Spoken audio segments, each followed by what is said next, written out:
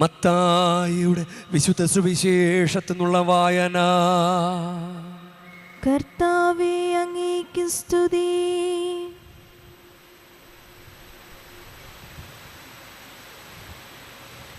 യേശുക്രിസ്തുവിൻ്റെ ജനനം ഇപ്രകാരമായിരുന്നു.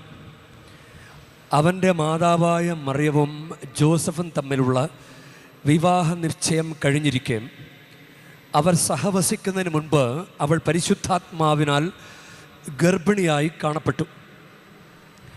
അവളുടെ ഭർത്താവായ ജോസഫ് നീതിമാനാകയാലും അവളെ അപമാനിതയാക്കാൻ ഇഷ്ടപ്പെടായികയാലും അവളെ രഹസ്യമായി ഉപേക്ഷിക്കാൻ തീരുമാനിച്ചു.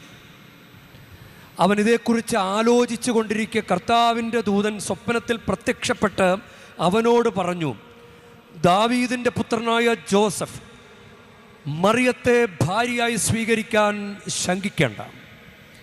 അവൾ ഗർഭം ധരിച്ചിരിക്കുന്നത് പരിശുദ്ധാത്മാവിൽ നിന്നാണ്.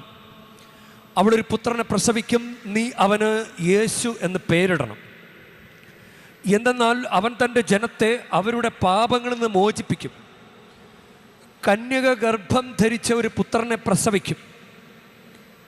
ദൈവം നമ്മോടുകൂടെ എന്നർത്ഥമുള്ള എമ്മാനുവൽ എന്ന് അവൻ വിളിക്കപ്പെടും എന്ന് കർത്താവ് പ്രവാചകൻ മുഖേന അരുളി ചെയ്തത് പൂർത്തിയാകാൻ വേണ്ടിയാണ് ഇതെല്ലാം സംഭവിച്ചത്. ജോസഫ് നിദ്രയിൽ നിന്ന് ഉണർന്ന് കർത്താവിൻ്റെ ദൂതൻ കൽപ്പിച്ചതുപോലെ പ്രവർത്തിച്ചു.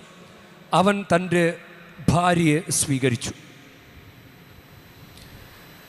കർത്താവിൻ്റെ സുവിശേഷം.